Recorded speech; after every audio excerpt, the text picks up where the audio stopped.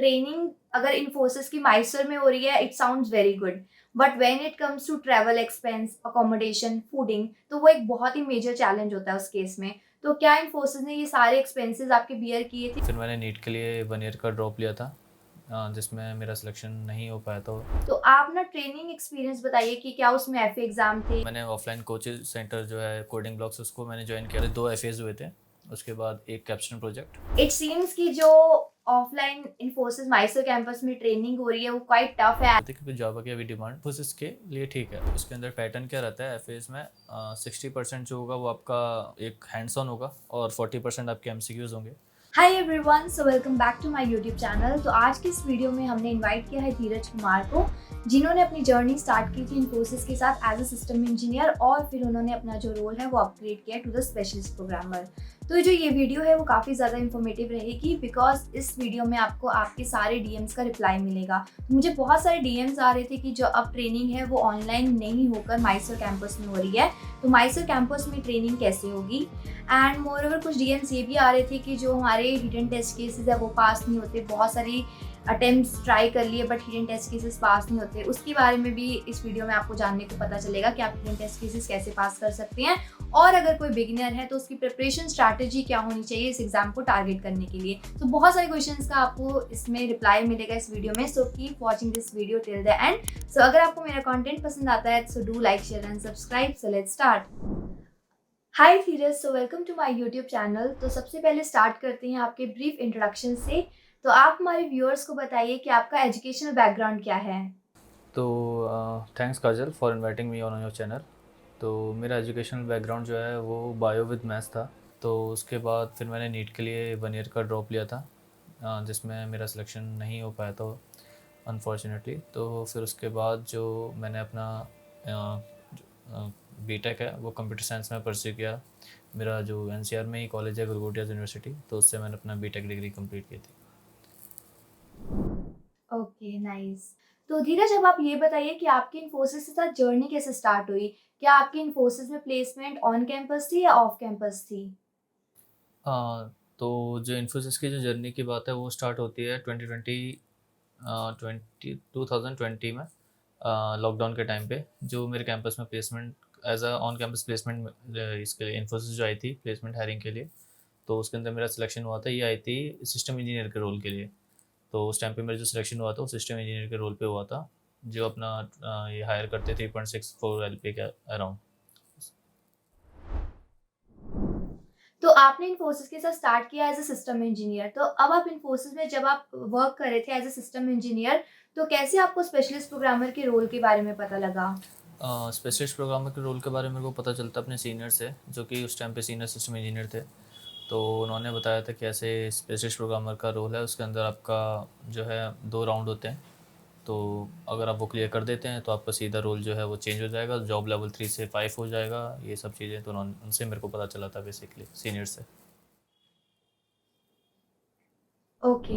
तो अब आपको स्पेशलिस्ट प्रोग्रामर के रोल के बारे में पता लगता है, तो अब आप उसके लिए कैसे पर्टिकुलरली टारगेट करते हो? तो लेट्स से अगर कोई बिगिनर है या कोई कॉलेज स्टूडेंट है, वो स्पेशलिस्ट प्रोग्रामर के रोल के लिए टारगेट करना चाहता है, तो उसकी पर्टिकुलर स्ट्रैटेजी क्या होनी चाहिए इस एग्ज़ाम को क्लियर करने के लिए?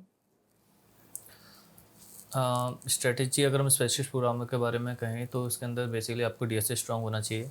प्रोग्रामिंग लैंग्वेज से कोई फ़र्क नहीं पड़ता, कोई सी भी आप एक यूज़ कर सकते हैं। तो उसके लिए आपको डीएसए प्रिपरेशन लगेगा, 4 to 5 मंथ्स का डेडिकेटेड प्रिपरेशन आपको चाहिए, जो कि इसको क्रैक करने में आपकी हेल्प कर सकता है। ओके। तो आपने जैसे कि बताया कि 4 टू 5 मंथ्स की डीएसए प्रिपरेशन इसमें चाहिए होगी इस एग्ज़ाम को क्लियर करने के लिए। तो जैसे कि लेट्स से हमें इस एग्ज़ाम के लिए टारगेट करना है, तो हमें कौन-कौन से टॉपिक्स जो हैं वो कवर करने पड़ेंगे? और अगर हमें कोडिंग की प्रैक्टिस करनी है तो उसके लिए हमें कौन-कौन से रिसोर्सेज़ फ़ॉलो करने पड़ेंगे? और आपने कौन से रिसोर्सेज़ फ़ॉलो किए? और आपने अपनी प्रिपरेशन स्ट्रैटेजी कैसे अलाइन की इसे क्लियर करने के लिए? वो डिस्कस करें हमारे व्यूअर्स के साथ। हाँ, तो प्रिपरेशन स्ट्रेटजी का मैं कहूँगा, क्योंकि हर पर्सन टू पर्सन ही डिपेंड करती है। तो मेरे को ऑफ़लाइन का मेरे को ज़्यादा मतलब ऑफ़लाइन में मेरे को थोड़ा-सा ज़्यादा समझ आता था। तो मैंने ऑफ़लाइन कोचिंग सेंटर जो है कोडिंग ब्लॉक्स, उसको मैंने जॉइन किया था फॉर अ डीएसए प्रिपरेशन। तो मैंने स्पेसिफ़िकली इसके लिए नहीं जॉइन किया था स्पेशलिस्ट प्रोग्रामर के लिए। मैंने एज अ डीएसए प्रिपेयर करना है उसके लिए मैंने ज्वाइन किया था। तो फिर उसके अंदर 5 to 6 मंथ का कोर्स था वो। तो आप यूटी से भी कर सकते हैं कुछ भी, मतलब आपका जो जैसा आपका कंसिस्टेंसी का है। तो इसके अंदर टॉपिक्स जो आते हैं डीएसए के अंदर जो प्रिपेयर करने हैं, एरे हो गया, stacks queues, linear data structure हो गए सारे। उसके बाद लिंक लिस्ट, ये सब चीज़ें हो गई। और नॉन लीनियर में आपका ट्रीज और ग्राफ, डीपी, ये सब है। इसके अंदर मेन आपको रिकर्शन पे थोड़ा सा ज़्यादा ध्यान देना होगा। तो ये सब टॉपिक्स हैं जो आप प्रिपेयर करके चलें तो आपके हेल्प क्रैक एग्ज़ाम क्रैक करने में हेल्प करेंगे। ओके। तो आपने जैसे बताया कि आपने कोडिंग ब्लॉग से कोचिंग ली थी ऑफलाइन, तो उस केस में आपने अपनी प्रिपरेशन कैसे की? आप उस टाइम करंटली किसी प्रोजेक्ट में काम कर रहे थे और एज़ अ वर्किंग प्रोफेशनल होते हुए आपने टाइम कैसे मैनेज किया था? तो आप कोडिंग क्वेश्चंस डेली प्रैक्टिस करते थे या किस टाइप से आपकी प्रिपरेशन अलाइन थी? वो बताइए। हाँ, तो उस टाइम पे मैं एक प्रोजेक्ट में मैप था। इसका उसके अंदर होपफुली मेरे को डेवलपमेंट का रोल मिल गया था। तो मेरा डेवलपिंग जो था, एज अ जावा डेवलपर मेरा बैकएंड वहाँ पे था। तो थोड़ा बहुत मेरे को डेवलपमेंट आता था। उसके बाद और रही टाइम स्ट्रेटजी प्रिपरेशन टाइम की, तो मैं क्या करता था जॉब, क्योंकि मेरा वर्क फ्रॉम होम था, अभी भी वर्क फ्रॉम होम ही है। तो उस टाइम पे 2 से 3 आवर डेली वीकडे में आपको देना ही पड़ेगा। और जो मेरा जो कोडिंग ब्लॉक्स का जो ऑफलाइन सेंटर जो क्लासेस लगती थी, वो मेरी लगती थी वीकेंड टू वीकेंड। तो वीकेंड जो टाइम था मेरे को वहाँ देना पड़ता था, और वीक डेज़ में जॉब के बाद 2 से 3 आवर्स मेरे को डेली प्रिपरेशन के लिए देना पड़ता था। ओके। तो अब आपकी काफ़ी हद तक प्रिपरेशन हो गई थी ऑनलाइन कोडिंग टेस्ट के लिए। तो अब आप ये बताइए कि आपको स्पेशलिस्ट प्रोग्रामर के ऑनलाइन टेस्ट में कौन-कौन से क्वेश्चंस पूछे गए थे? एंड अगर आप क्वेश्चंस रिकॉल कर सकते हैं तो आप क्वेश्चंस शेयर कीजिए, और अदरवाइज़ अगर आपको क्वेश्चंस याद नहीं है, तो आप टॉपिक्स बता सकते हैं कि कौन-कौन से टॉपिक से आपके क्वेश्चंस थे? क्वेश्चंस तो मेरे को ऐसे नहीं याद हैं कुछ। उसमें होता क्या है, बेसिकली आपका 2 मीडियम क्वेश्चंस रहेंगे, एक हार्ड क्वेश्चन रहेगा जो ऑनलाइन असेसमेंट इसका होता है। तो जो मीडियम लेवल क्वेश्चन थे उसमें मेरे को एक याद है, एक था मिनिमम नंबर ऑफ स्वैप्स का, ऐसा कुछ था जो शॉर्टिंग टेक्निक वगैरह से यूज़ हो रहा था। और बाकी एक था एरेस के ऊपर। और एक था डीपी का क्वेश्चन था, वो आप मतलब उसके अंदर अगर जैसे सारे टेस्ट केस आपके नहीं चलेंगे, अगर आप उसको यूजुअली किसी और टेक्निक से करते हो, अगर प्रॉपर डीपी से करोगे तो आपकी कॉम्प्लेक्सिटी कम होगी, तो सारे चल जाएंगे। तो बेसिक इसमें ये होता है कि आपका एक हार्ड 2 मीडियम रहेंगे, तो वो आपको 2 भी करोगे तो उसके अंदर चलेगा ऐसा। ओके, तो आपने जो कोडिंग टेस्ट था उसमें कितने क्वेश्चन सॉल्व किए थे इन टोटल? मैंने उसके अंदर दो दो क्वेश्चन फुल्ली सॉल्व किए थे। मेरे सारे टेस्ट के चल गए थे 2 के लिए, और एक के लिए जो था मेरे सिर्फ 3 टेस्ट के चले थे। तो ओवरऑल जो मेरा स्कोर था 220 के समथिंग था, आउट ऑफ ओके। 300। तो रिसेंटली मुझे एक स्टूडेंट का डीएम आया था एंड वो स्टूडेंट ने पूछा था कि जो नॉर्मल टेस्ट केसेस होते हैं उसे पास करना इजी होता है, but when it comes to hidden test case, तो जैसे ही हम कोड सबमिट करते हैं तो हिडन टेस्ट केसेस शो होते हैं, तो हिडन टेस्ट केसेस पास नहीं होते। तो इन केस अगर कोई स्टूडेंट हिडन टेस्ट केसेस को टैकल करना चाहता है ऑनलाइन टेस्ट के ड्यूरेशन में, तो वो उसे कैसे टैकल कर सकता है? तो हिडन टेस्ट केस बेसिकली होता क्या है, आपके सारे एज केसेस कवर होने चाहिए। अगर आपने कोड आपका सामने प्रॉब्लम आई तो आपने वो कर दिया, तो उसके बाद उसके अंदर हिडन टेस्ट केस में होते हैं एज केसेस, वो अगर वो आपने कवर कर रखे हैं तो आते हैं फिर time complexity.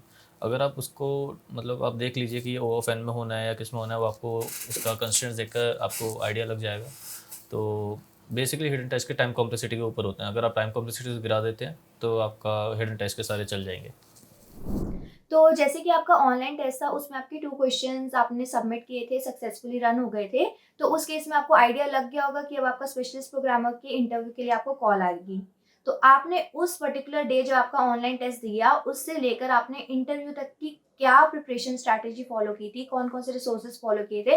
Because coding round में हमें आइडिया रहता है कि हमें कोडिंग टेस्ट है तो हमें कोडिंग क्वेश्चंस करने हैं। But when it comes to interview तो हम बहुत ज़्यादा अनक्लियर होते हैं कि इंटरव्यू हमसे कौन-कौन से क्वेश्चंस पूछेगा। तो उस केस में अगर कोई टारगेट करना चाहता है, या आपने पर्टिकुलरली कैसे प्रिपेयर किया था?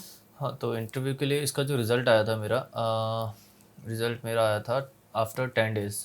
इसका जो मेरा असेसमेंट, कोडिंग असेसमेंट जो हुआ था ऑनलाइन, उसके 10 डेज़ बाद मेरा रिज़ल्ट आ गया था कि आपका इंटरव्यू के लिए हम शेड्यूल कराएंगे। तो उसके बाद फिर आफ्टर 1 मंथ मेरा जो है वो इंटरव्यू का लिंक आता है मेरे पास। तो उसके जो बीच में जो प्रिपरेशन का जो था, मैं कह सकता हूँ उसके अंदर उसमें होता है कि आपका जो कोडिंग ऑनलाइन जो असेसमेंट होता है उसके थोड़े हार्ड क्वेश्चन होते हैं। और अगर आप एज़ कम्पेयर टू इंटरव्यू जो होता है, तो इंटरव्यू के लिए आप बेसिकली जो मैंने टॉप 100 एक शीट है वो आप देख सकते हैं। तो टॉप 100 जो पूछते हैं लोग इंटरव्यू में जाते हैं, जैसे लिंक लिस्ट, उसको एज आपको middle of the link list निकालना है, ये सब चीज़ें। तो यही सब था, तो वही सब मैंने प्रिपेयर किया था।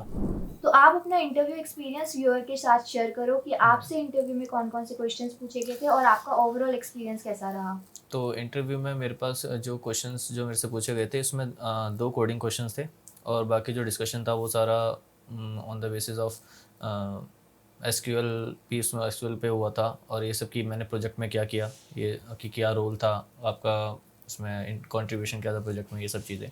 तो जो कोडिंग क्वेश्चन थे वो मेरे को जो एक क्वेश्चन था उसमें था आपको 0 1 2 एलिमेंट है, एक एरे है, उसके अंदर 0 1 2 है, मल्टीपल टाइम्स है, तो उसको आपको शॉर्ट करना है ओ ऑफ एन में। तो एक ये क्वेश्चन था एरे का, और एक था लॉन्गेस्ट सबस्ट्रिंग निकालना है of repeating element in array. तो बेसिकली दोनों क्वेश्चन जो थे वो एरे के ही थे, लेकिन अप्रोच दोनों की अलग थी, और जो उन्होंने कंस्ट्रेंट्स दिए थे कि टाइम कॉम्प्लेक्सिटी ये होना चाहिए, या फिर स्पेस कॉम्प्लेक्सिटी, आपको दूसरा एरे नहीं यूज़ कर सकते, ये सब चीज़ें आपको क्रॉस क्वेश्चनिंग में उनको बतानी रहेंगी कि आपने अगर ये अप्रोच यूज़ की है तो क्यों की है, इसके अलावा कोई और क्यों नहीं की, ये सब चीज़ें हैं। और जो बाकी जो डिस्कशन था वो हुआ था, हाँ, उन्होंने पूछा था कि अगर जैसे सपोज़ एक फ़्लिपकार्ट है, तो उसका मेरे को डेटाबेस डिज़ाइन करना है कि जैसे फ़्लिपकार्ट या कोई भी ऑनलाइन ऑर्डर अगर आप करते हैं, तो वो कैसे उसके अंदर एक डेटाबेस में कैसे स्टोर कराएंगे, आप ऑर्डर आईडी कैसे कराएंगे, उसका प्रोडक्ट के यूनिक आईडी कैसे कराएंगे, ये सब चीज़ें उन्होंने पूछा था। बेसिक नॉर्मलाइजेशन हम इसे कह सकते हैं, एक टर्म है डीबीएमएस में, नॉर्मलाइजेशन। तो डायरेक्टली टर्म तो नहीं पूछी थी, लेकिन उसका एप्लीकेशन पूछा था। तो जैसे आपने बताया कि आपसे 2 कोडिंग क्वेश्चंस पूछे गए थे, तो 2 कोडिंग क्वेश्चन जो पूछे थे, आप सिर्फ उसकी ब्रूट फोर्स अप्रोच भी बता सकते थे या इंटरव्यूअर ने आपको बोला था कि आपको उसका ऑप्टिमल सॉल्यूशन ही करना है? और जो अप्रोच रहती है बताने की, बेसिकली वो आपको यही रहती है कि पहले आप ब्रूट फोर्स अप्रोच बताइए, उसके बाद जैसे मैंने पहले उसको ब्रूट फोर्स ही बताई थी इंटरव्यूअर को, उसके बाद उन्होंने जो पूछा था उसको कि ऑप्टिमाइज़ आप कैसे कर सकते हो, तो फिर मैंने उसके बाद उसको ऑप्टिमाइजेशन अप्रोच बताई। तो फाइनली धीरज, आपका जो ये इंटरव्यू है वो क्लियर हो जाता है, तो उसके बाद आप ट्रेनिंग के बारे में बताइए, बिकॉज अभी तक मैंने जितने भी इंटरव्यू लिए हैं सबकी जो ट्रेनिंग है वो ऑनलाइन रही है। सो आप ही अकेले हैं जिसकी जो ट्रेनिंग थी वो माइसर में रही थी, एंड उसका एक्सपीरियंस आप व्यूअर्स के साथ शेयर कीजिए। लाइक ट्रेनिंग अगर इन्फोसिस की माइसर में हो रही है, it sounds very good, but when it comes to travel expense, accommodation, fooding, तो वो एक बहुत ही मेजर चैलेंज होता है उस केस में। तो क्या इन्फोसिस ने ये सारे एक्सपेंसेस आपके बियर किए थे और स्टाइपेंड प्रोवाइड किया था? तो उसके बारे में आप बताइए व्यूअर्स को। हाँ, मेरी ट्रेनिंग जो हुई थी वो मैसूर कैंपस में हुई थी, लकीली। तो फिर उसके बाद उसके अंदर जो मेरा इंक्लूड था, मेरा जो एकोमोडेशन इंक्लूड था, और आपका जो एक्सपेंसेस थे, ट्रैवल एक्सपेंसेस दोनों, आने जाने का फ़्लाइट, बाकी आपका जो है खाना वगैरह जो नॉमिनल रेट होता है वहाँ पे, वो आपको पे करना होगा।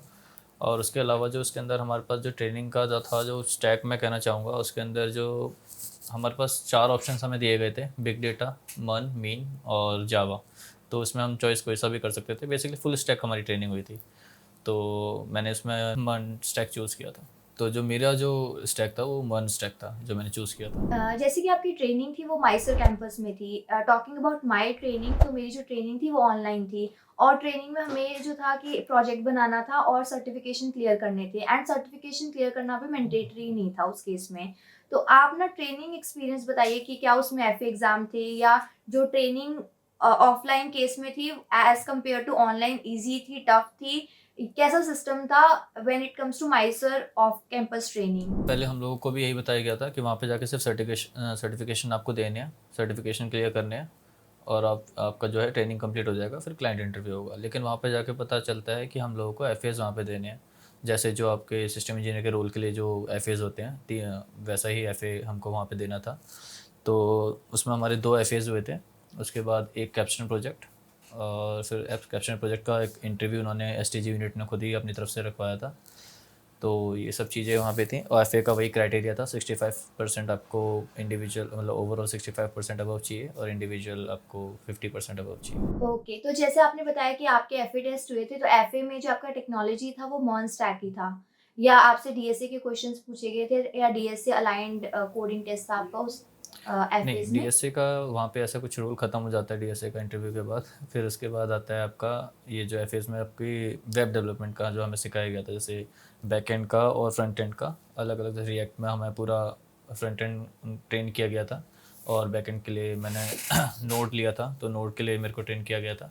उसके बाद हम लोगों को प्रोजेक्ट जो बनाना था वो इसी पे मन स्टैक जो हमारी टेक्नोलॉजी रहेगी। एफएस जो थे उसमें जिसमें आपको ट्रेंड किया जाएगा स्टैक में, उसी के रिलेटेड क्वेश्चंस होंगे। ऐसा कुछ डीएसए के क्वेश्चंस नहीं होंगे उसमें। तो जो उसके अंदर पैटर्न क्या रहता है एफएस में, 60% जो होगा वो आपका एक हैंड्स ऑन होगा, और 40% आपके एमसीक्यूज होंगे। तो ये वेटेज रहता है। तो उसके बाद डिपेंड करता है आपका जितना भी स्कोर रहेगा, आपके टेस्ट के जितने चलते हैं 60 के अंदर से, तो उसको डिवाइड करके जो आपका कैलकुलेशन परसेंटेज होगी वो आपको दी जाएगी। ओके।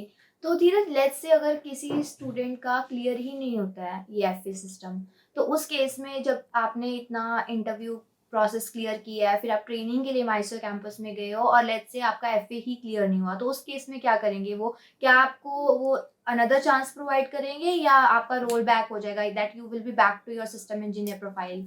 अगर एफए क्लियर नहीं होता तो 2 अटेम्प्ट दिए जाते हैं आपको। अगर दोनों अटेम्प्ट में नहीं होता तो आपका रोल बैक हो जाएगा चेंज, आपको उससे कोई फ़र्क नहीं पड़ता आपने कौन सा इंटरव्यू क्लियर किया है, क्या हुआ है। ओके, तो जो 2 चांसेस मिलते हैं उसमें ट्रेनिंग ड्यूरेशन क्या रहता है? 2 मंथ्स की ट्रेनिंग थी मेरी। तो धीरज, अभी जैसे आपने बताया कि इसके लिए हमें 2 अटेम्प्ट्स फेस करने पड़ेंगे इन केस अगर हमारा क्लियर नहीं होता। तो 2 अटेम्प्ट्स में हमें, जैसे जो आपकी ट्रेनिंग थी वो 2 मंथ्स की रही थी, तो हमें ट्रेनिंग भी दोबारा फेस करनी पड़ेगी, या अगर हम लेट्स से हमारा एग्ज़ाम क्लियर नहीं हुआ, तो उसके बाद हम डायरेक्ट 2 अटेम्प्ट्स दे सकते हैं जस्ट एग्ज़ाम्स के? मतलब उस केस में हमें ट्रेनिंग का जो भी ओवरऑल स्ट्रक्चर है वो रिपीट नहीं करना पड़ेगा। क्या सिस्टम था? तो उसमें क्या होता है, 2 मंथ्स की आपकी ट्रेनिंग होगी, ठीक है। तो अगर आपका FA1 क्लियर नहीं होता सपोज़, तो आपका जो क्लासेस होंगी वो रेगुलर चलती रहेंगी। आपको जो हमारी ट्रेनिंग जैसे जिनका क्लियर हो गए हैं, उनका अगर 21st को ख़त्म हो रहा है सपोज़ एक कोई बैच, तो उसका आपको 10 डे वहाँ पे आपको एक्स्ट्रा रुकना होगा।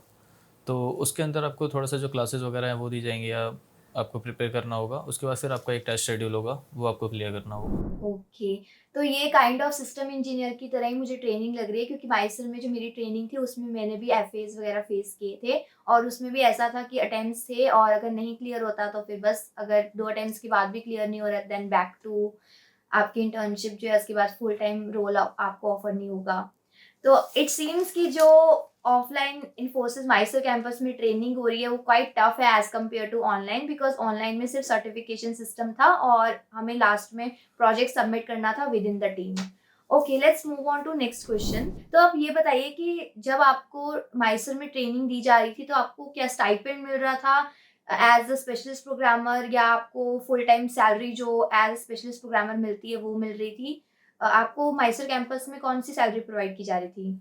मैसूर कैंपस में हमें वही प्रीवियस सैलरी जो हमारी चल रही थी सिस्टम इंजीनियर के रोल की, वही प्रोवाइड की जा रही थी।